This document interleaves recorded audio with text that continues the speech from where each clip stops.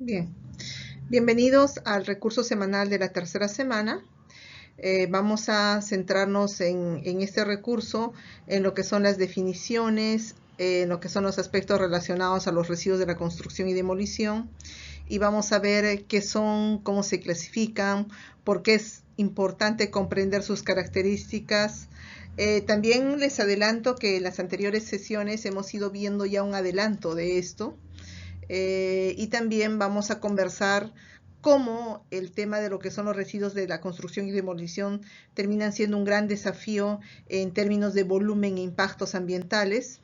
Y también vamos a ver cómo podrían ser considerados también como una gran oportunidad si aprendemos a gestionarlos, a valorizarlos desde un enfoque de una mirada de economía circular. Este recurso, como los otros, ha sido pensado para que se conecte directamente con la unidad 3.1 del curso, donde ustedes van a poder profundizar los aspectos técnicos y de gestión que rodean a los residuos de la construcción y demolición. La idea es que al finalizar tengan una visión clara de cómo este tipo de residuos podrían ser transformados y ser utilizados como insumos para el proyecto de infraestructuras más sostenibles. Según el decreto legislativo 278, que es una normativa transsectorial, es decir, debe ser considerada vinculante para todos los sectores, pues se plantea que cuando nosotros manejamos los residuos sólidos, que viene a ser ya el subproducto de un proceso productivo, de un proceso constructivo, de un proceso de prestación de servicios, estos materiales tienen que seguir una ruta, un recorrido. Y de acuerdo a esta normativa, pues se promueve que una de las iniciativas que nosotros debemos plantear en los procesos de intervención tiene que apostar a lo que es la minimización. Es decir, que el primer paso que nosotros debemos desarrollar es generar estrategias que tengan que ver con la no generación del residuo.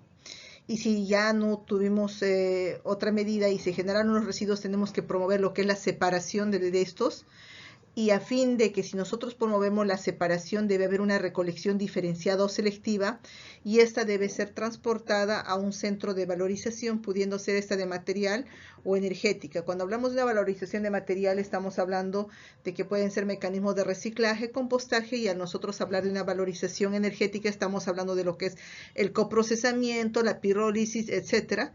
Y una vez que nosotros hayamos logrado valorizar este material, podemos comercializar, y aquel material que no haya podido ser aprovechado, valorizado, iría al lugar de disposición final.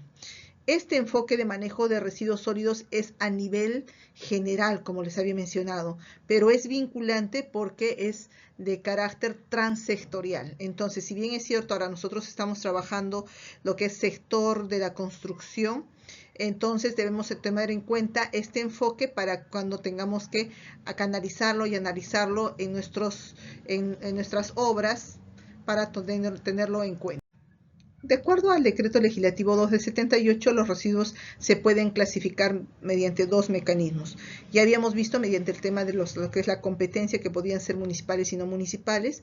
Habíamos mencionado que en el tema de los residuos de la construcción, podían ser, si son del sector de obras mayores, es de competencia del sector, es decir, del generador, que debe contratar una empresa operadora de residuos sólidos, y en el caso de obras menores pues sería de competencia de la municipalidad. Pero en este caso el otro criterio de clasificación de los residuos de acuerdo a la norma se clasifican en residuos peligrosos y no peligrosos. Se denomina que un residuo es peligroso cuando cumple con cualquiera de estas características: es corrosivo, reactivo, explosivo, tóxico, inflamable o patógeno. Pueden ver en la diapositiva la lista de materiales que consideran como residuos peligrosos, y también en la parte derecha pueden visualizar los residuos que no son considerados peligrosos porque no tienen ninguna de los criterios que les acabo de mencionar. Es importante que ustedes en el momento del proceso, del diseño, de la ejecución, aprendan o separen los residuos, porque al ustedes separar van a poder potencializar el valor que tiene este material y puede ser insertado en el proceso como insumo materia. En muchos casos se menciona que los residuos peligrosos no podrían ser valorizados, nada más alejado de la realidad. Existen muchos residuos de carácter peligroso que, tomando las medidas, las precauciones necesarias, podrían ser valorizados y insertados como materia prima. Y esto precisamente no se ve en el sector vivienda y construcción, pero se ve, por ejemplo, en algunos pasivos, ¿no? Que como se los cuento como un ejemplo, hay algunos relaves mineros que han identificado qué materiales peligrosos podrían ser utilizados, y hay empresas que se deciden hacer cargo de la remediación a fin de obtener este material y valorizarlo. Pero eso es un ejemplo para que ustedes puedan identificar que, si bien es cierto, en el sector vivienda podemos tener residuos peligrosos, dependiendo de la potencialidad del material y teniendo los cuidados necesarios para su manejo, podrían ser valorizados. Pero en el caso de lo que son los residuos sólidos no peligrosos, estos sí casi son valorizados en el 80-90% de los casos, como lo vamos a ver en la unidad 3.2 de la semana 4. El sector de vivienda y construcción y saneamiento hace unos años hizo un diagnóstico para poder determinar qué eran obras menores, hacer la clasificación. Ya habíamos visto que se considera una obra menor cuando los residuos son menores iguales a 1 metro cúbico de manera diaria y 7 metros cúbicos por obra, ¿no? Como les había mencionado, estos residuos son el resultante de las remodelaciones principalmente. Pero cuando ya estábamos hablando de volúmenes mayores, tendría que hacerse cargo el sector. Respecto a los residuos de obras menores, el sector consideró que era importante que los gobiernos locales se hagan cargo de lo que es la disposición final. Y en su momento presentaron esta diapositiva indicando que a la fecha no había infraestructura de disposición final en las regiones. Cuando nosotros estamos hablando de residuos de la construcción y demolición, se habla que el lugar de disposición final son las escombreras. Entonces, en esas fechas y a la fecha no existen escombreras a nivel del tipo municipal, pero en sector privado sí hay, ¿no?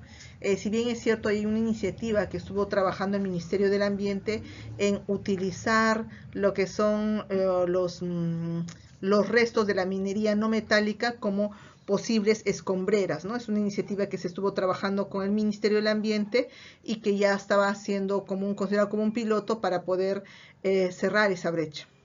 Otro aspecto que consideran lo que son los residuos de obras menores es el tema de la falta de fortalecimiento de las capacidades de los actores involucrados. Otro tema de que hay que trabajar es el mayor esfuerzo en las acciones de supervisión de materia de residuos sólidos. Y si bien es cierto, en el análisis que hizo el sector no mencionó, pero de acuerdo a las prácticas, a la realidad que tenemos como país, una de las oportunidades de mejora también es reducir la informalidad de los tricicleros o de las entidades que hacen la recolección de estos materiales de manera informal y que las llevan a las riberas de los ríos, ¿no? Entonces son oportunidades de mejora que se deben plantear para optimizar el proceso de gestión de este tipo de residuos. Habíamos hablado de los impactos o externalidades respecto a la acumulación de los residuos de la construcción y demolición. El UEFA tiene la competencia de registrar estas áreas, y como pueden visualizar en la definición, que un área degradada son aquellos espacios de terreno que han perdido su calidad ambiental, valor de uso y funcionalidad debido a la disposición inadecuada de estos residuos. La disposición adecuada vienen a ser las escombreras, pero pueden observar que en el último inventario nacional que realizó el UEFA, a julio del 2025, es decir, hace unos par de meses, han identificado 1.365 áreas degradadas a nivel país. Pueden visualizar qué área ocupan estos residuos de la construcción y demolición. Y es de estas 42 áreas degradadas por residuos de la construcción y demolición, están ubicadas en áreas naturales protegidas o ecosistemas frágiles, ¿no? Lo cual es una reflexión, y tenemos que generar acciones que conlleven a la erradicación. Como hace un momento les comentaba, cuando estamos hablando de residuos de la construcción y demolición, estos son de competencia municipal, pero haciendo un análisis a lo largo de lo que es la gestión pública, podemos determinar que las municipalidades, que el 80% de municipalidades no tienen los recursos ni el equipamiento para poder brindar atención a este tipo de residuos. Ni siquiera lo pueden hacer con lo que son los residuos sólidos de su competencia. Es por ello que deberían tenerse una reunión interinstitucional para poder plantear una medida para poder erradicar y generar acciones que conlleven a mejorar las condiciones. Pueden visualizar en la gráfica el número de áreas degradadas de residuos de la construcción y demolición por cada una de las regiones. Pueden visualizar en la región Loreto que no están consideradas o registradas. No vayan a pensar que es porque no hay un área degradada. Lo que ocurre es que en Loreto, por el difícil acceso, es bien complicado que se identifiquen estas áreas, ¿no? Pero también pueden visualizar en lo que sí ha hecho el inventario el OEFA, pueden ver la cantidad de áreas degradadas de residuos. La minimización de residuos de la construcción y demolición significa que nosotros debemos reducir la cantidad de residuos que se generan en una obra, desde lo que es el diseño hasta la demolición, y para lograrlo usamos estrategias como lo que es el diseño eficiente y circular, aplicando principios de modularidad, adaptabilidad y prefabricación. Es el tema también de implementar una adecuada planificación de obra, es decir, realizar compras ajustadas, control de inventarios, logística para evitar excedentes. También contempla lo que es la selección de materiales, es decir, en vez de usar insumos duraderos, reciclados y de bajo impacto ambiental. También conlleva lo que es la implementación de buenas prácticas constructivas, es decir, una correcta manipulación, corte, almacenamiento para reducir las pérdidas. Y es importante que debemos promover lo que es la segregación, a fin de que si nosotros hacemos una segregación en origen, lo que vamos a conseguir es tener un material de calidad que pueda ser insertado como materia prima en la generación de otros materiales. Dentro de lo que es la minimización de residuos de la construcción y demolición, es importante entonces aplicar lo que nos han enseñado desde hace mucho, ¿no? El tema de la implementación de las 3 R's, ¿no? Que van en el orden correlativo de reducir, reusar y reciclar. Si ustedes pueden analizar cada uno de los conceptos que hemos mencionado en esta diapositiva, están considerados dentro de ese enfoque.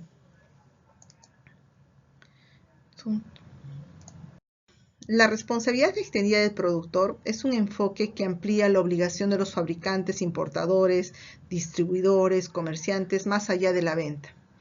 En otras palabras, al incorporar este enfoque en el Decreto Legislativo 278, que es la Ley de la Gestión Integral de Residuos Sólidos, lo que estamos haciendo es tener una corresponsabilidad entre los diferentes actores a fin de crear sistemas estables de recolección y valorización, generar conciencia y promover el comportamiento ambientalmente responsable, contribuir con el diseño para lo que es el reciclaje y el ecodiseño, e informar sobre el desempeño de la recolección y la valorización. Al nosotros plantear esta estrategia de involucrar a todos los actores, estamos haciendo de que quienes elaboran un producto, al hacerse cargo de las externalidades, de los impactos, toman conciencia y empiezan a generar mecanismos que conlleven a tener una responsabilidad con el entorno, evitando precisamente que terminen estos materiales como residuos y que sean mal gestionados, y promoviendo así una economía más circular. La responsabilidad extendida del productor tiene impactos en 4 dimensiones, ¿no? Pueden visualizar cuáles son los impactos a nivel ambiental. Pueden observar que permite la reducción de residuos en botaderos y áreas degradadas, existe una mayor valorización y reciclaje de materiales, existe una disminución de contaminación del suelo, suelo, agua y aire, y por ende, al disminuir, también existe una disminución de la presión de tener lo que son los recursos naturales. En lo económico se refiere al ahorro de materias primas, impulsa nuevos modelos de negocio y genera empleos verdes. En lo social, pues mejora la salud pública, fortalece a las asociaciones de recicladores y consumidores responsables, y en lo normativo, pues asegura el cumplimiento del Decreto Legislativo 278 y también el tema de la implementación y articulación con lo que es la hoja de ruta de economía circular, y asimismo facilita lo que es la trazabilidad de los materiales. Para vuestro contexto, comentarles de que en el sector de la construcción y demolición se tiene como meta elaborar también una hoja de ruta. Si bien es cierto, como sector macro ya se tiene la hoja de ruta de lo que es el saneamiento, pero se está en la fase de elaboración referido a netamente lo que es construcción. Entonces, el tener o implementar este enfoque es hacer corresponsables, nuevamente repito, a cada uno de los actores alineados en la cadena de valor para que puedan asumir un compromiso y hacerse cargo de estos materiales. En la Unión Europea el enfoque de la responsabilidad extendida del productor se ve de una manera diferente.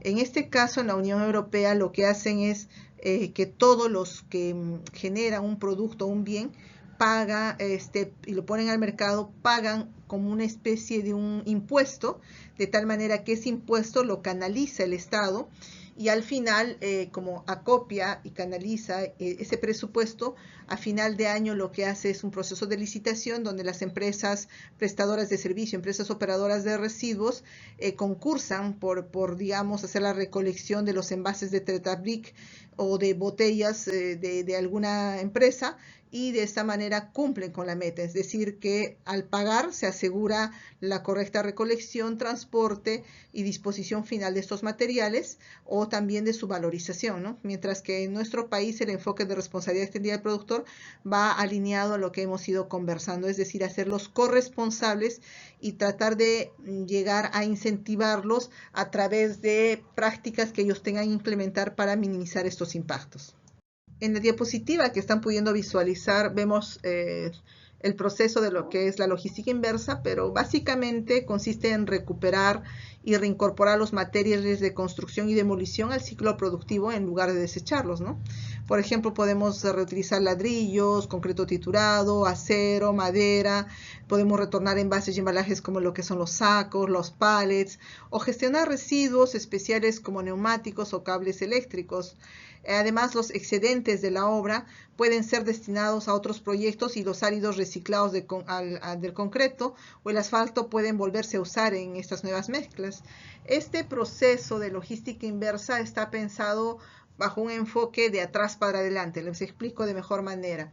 Es decir, que del material o el resto que ha quedado de la prestación de un servicio o de la generación de un producto, este material debemos asegurar y canalizar de que vuelva a la fábrica para poder ser insertado como materia prima. Entonces se establece primero una segregación de materiales, una recolección selectiva de estos residuos para poder ser llevados y canalizados al inicio del proceso.